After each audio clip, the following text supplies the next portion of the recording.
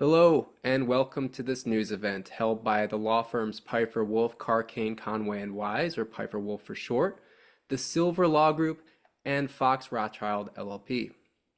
You'll be hearing from four speakers today, and then we'll open the floor for questions during the Q&A period. The Q&A period will be for reporters only. If you wish to ask a question, you can use the raise your hand function, and your line will be unmuted when it's your turn to ask a question. For more info, we're going to drop some links to both the lawsuit filing and the news release in the chat window here. I'll do that in just a moment. But first, I'll introduce the speakers. As I mentioned, you'll be hearing from four today. First, Daniel Centner, partner at Peiffer Wolf. Second, Darlene Stetson, an investor victim from Waterville, New York. Third, Robert Elgidely, partner at Fox Rothschild. And fourth, Fred Stevens, plan administrator and assignee of bank litigation claims. So let's dig right in and get to our first speaker, Daniel Centner, partner at Peiffer Wolf. Go ahead. Good afternoon. Thanks to everybody for joining us today. As Max just referenced, my name is Daniel Centner. I'm a partner at a law firm named Peiffer Wolf. And earlier today, we filed a lawsuit against Berkshire Bank, which is now known as Beacon Bank, in a federal district court in New York. That lawsuit is filed on behalf of hundreds of investor victims seeking to hold the bank accountable for its role in aiding and abetting a fraudster named Miles Burton Marshall, who, as many of you know, has been charged with running a $100 million Ponzi scheme. With us today as one of our clients in that lawsuit, Ms. Darlene Stetson. And unfortunately, Darlene is one of the nearly 1,000 investors who were victimized in this massive scheme. Before you hear from Darlene, I'm going to walk through some of the facts that we detail in our federal complaint. Banks have incredibly sophisticated fraud detection systems that alert them almost immediately to any suspected fraudulent behavior. Berkshire Bank had those systems in place, and we know that those systems worked. We know that over a 6-year span, Marshall's accounts generated dozens of alerts. As we allege in our complaint, the bank ignored those alerts. That's not all the bank ignored. Our complaint quotes in its entirety an email from another bank, Marshall's former bank, NBT, that explicitly warned Berkshire Bank that Marshall may be running a Ponzi scheme. That's simply incredible. Marshall's scheme was so apparent and so obvious that another bank, a bank that Marshall no longer had any relationship with whatsoever, reached out to Berkshire Bank to try to stop it. There's no doubt that the right people at Berkshire Bank received that warning. It was sent directly to Berkshire Bank's Assistant Vice President of Security and Fraud Investigations. But Berkshire Bank didn't care. Berkshire Bank ignored that warning and then doubled down on its support for Marshall by giving him a personal check scanner that allowed him to remotely deposit up to $300,000 in victim funds every single day. The fact that Berkshire Bank did that at all, let alone after the warning it received from NBT Bank, is simply mind-boggling. The bank was given a clear, explicit warning, and instead of shutting down Marshall's accounts and reporting him to law enforcement, the bank decided to take steps to make it even easier for Marshall to deposit even more money into his Berkshire Bank account. Actions have consequences. Inaction has consequences. And in this case, hundreds of families, thousands of people were devastated by Marshall's fraud. My firm hears their stories every week. Money they thought they'd saved for retirement, gone. One of our clients is fighting cancer and wanted to use that money to fund treatment at MSK in New York City. She had her second brain surgery last week and couldn't be here today. The money she thought was safe with Marshall, gone. These victims are hardworking, good people who are now dealing with significant life obstacles as a result of all of this.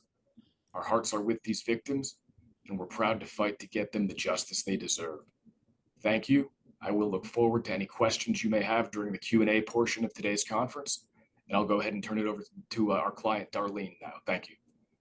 Thank you, Dan. Again, that was Daniel Centner, partner at Peiffer Wolf. And we'll proceed to our second speaker, Darlene Stetson, an investor victim from Waterville, New York. Go ahead, Darlene. Hi, and thank you for listening to my story. So my name is Darlene Stetson, and I live in Waterville, New York. For years, my husband Wayne and I were former clients of Burt Marshall.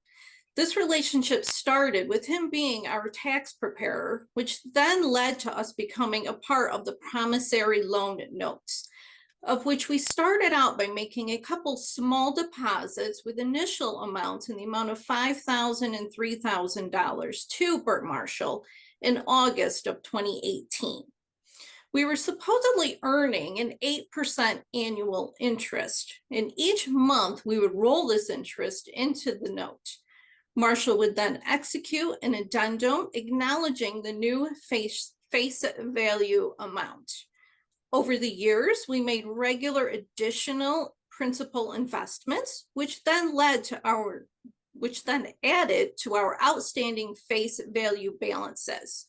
We lost it all, about $70,000 in principal contributions, not to mention all of the interest we thought we were earning.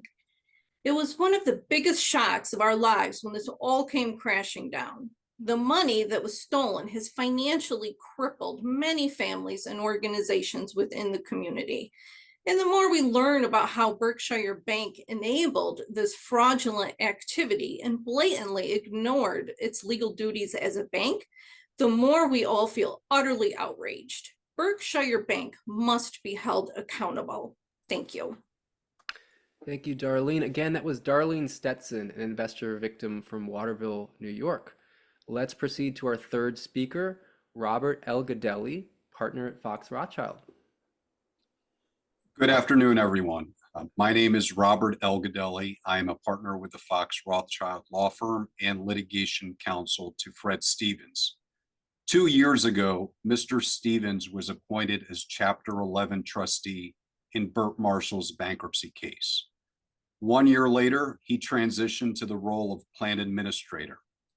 Upon taking that role, Mr. Stevens conducted a fulsome investigation of potential claims against Berkshire Bank by, among other things, reviewing thousands of documents, including internal bank records, and deposing a bank representative.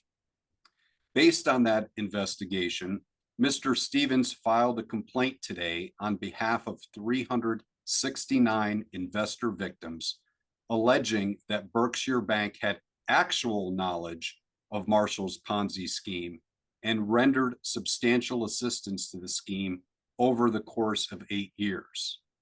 As detailed in the complaint, and as Mr. Centner indicated, Berkshire Bank ignored repeated red flags, suspicious activities, and explicit warnings from another financial institution. Berkshire Bank had many opportunities to comply with federal law by closing Marshall's bank accounts and reporting him to law enforcement authorities, but it did nothing. Among other things, Berkshire Bank knew that Marshall was not licensed to provide investment advice or sell investments. Nevertheless, Berkshire knew the tens of millions of dollars flowing into Marshall's accounts were primarily from loans invested by hardworking individuals in the community, and the tens of millions of dollars flowing out of the accounts were primarily payments to earlier investors, the hallmark of a Ponzi scheme. Over an 8-year period, over $200 million flowed into and out of Marshall's accounts at the bank. Obviously, Marshall could not have amassed and deployed that amount of money without a bank. Berkshire was the bank that enabled him to perpetrate his Ponzi scheme. And we asked ourselves, if Marshall had such sizable account balances and was a reliable businessman, why didn't Berkshire loan him the money instead of letting members of the community take on the credit risk? Indeed, banks are in the business of making loans and regularly seek to expand their relationship with customers. It's ironic that Berkshire Bank touted its commitment to the community in its marketing materials, but in reality, it allowed Marshall to victimize members of the community so that it could profit from his substantial deposit account balances. while Berkshire Bank was making money, growing, and increasing its profile as a merger target, individuals in the community were experiencing financial ruin and suffering. Just 9 days ago, Berkshire Bank completed a merger with Brookline Bank and is now known as Beacon Bank and Trust. Now, beacon means a light or fire in a place that is easy to see, such as on the top of a hill, that acts as a warning or signal. Mr. Stevens hopes that Beacon Bank and Trust will finally see the light of the consequences of its actions in facilitating Marshall's Ponzi scheme, and that it will serve as a signal to resolve this litigation with the hardworking citizens of this community. Thank you. Thank you again. That was Robert Elgidely, partner at Fox Rothschild. And that takes us to our fourth and final speaker, Fred Stevens, plan administrator and assignee of bank litigation claims. Go ahead, Fred. Thank you. And thank you all for joining this news conference. It certainly means a lot to me, and far more importantly, it means a lot to the victims that their voices are finally being heard. I'm Fred Stevens. In 2023, I was appointed by the United States trustee to serve as Chapter 11 bankruptcy trustee and take over control of all of Marshall's assets. In 2024, I was selected by victims and named as plan administrator and assignee of litigation claims against banks like the ones that are at issue here. Before we go to the Q&A session, I'd like to just remind everyone that we have 1,000 victims who are trying their very best to rebuild their lives. We have a fraudster who's probably going to prison. And then we have Berkshire Bank, which profited handsomely from banking Marshall while he perpetrated this massive Ponzi scheme, with at least $211 million flowing through Marshall's accounts at the bank. Critical here is that if nobody banked Marshall, and clearly nobody should have banked Marshall, then Marshall couldn't have committed this massive fraud with so many victims. Given the corporate merger between Berkshire Bank and Brookline Bank Corp happening at the same time as the threat of this lawsuit, it raises a whole lot of questions that we need answers to. Were the hundreds of millions in transactions in Marshall's Ponzi scheme instrumental in making Berkshire a more attractive acquisition target? Are the banks rebranding as Beacon Financial to try to sweep this disaster under the rug? And how much did Brookline know about Berkshire's failures here? And when did they know it? Our team is committed to getting justice for the victims here, to getting answers to these questions, and to getting a meaningful recovery for the victims. Our filing today is just the very first step. Again, I thank you all for joining and listening, and I look forward to your questions. Thank you, Fred. That was Fred Stevens, plan administrator and assignee of bank litigation claims. And that's going to take us to the Q&A portion of the call.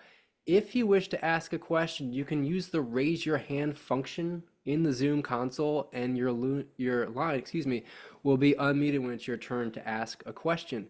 If you're having any issues with your own audio or with the raise your hand functionality, you can use the text-based Q&A box, and we'll do our best to get all the questions there. As a reminder, the Q&A period is for reporters only.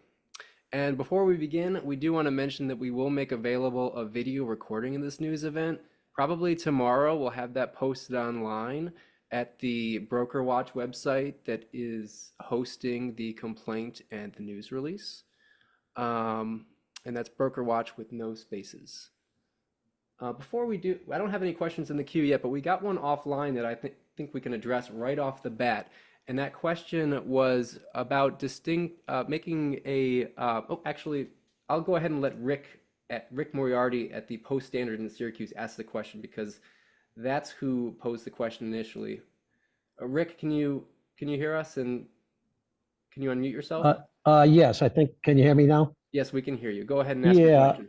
Hi, one question. How is this lawsuit different than the one that was filed last year that a district court tossed? This is Dan Centner. I'm happy to start with that one. What's different? In a word, everything. This new suit is based on documents and information that our collective legal team learned through Marshall's bankruptcy case after our prior lawsuit was dismissed. The email warning, the remote deposit machine, the dozens of fraud alerts. We didn't have any of that before. Our prior suit, we suspected the bank had done something wrong. $100 million Ponzi schemes don't take place without help. They don't take place in a vacuum. Now we've gone out and got the facts to prove that. I did have another question, and that was there's about 1,000 victims involved here, as you mentioned.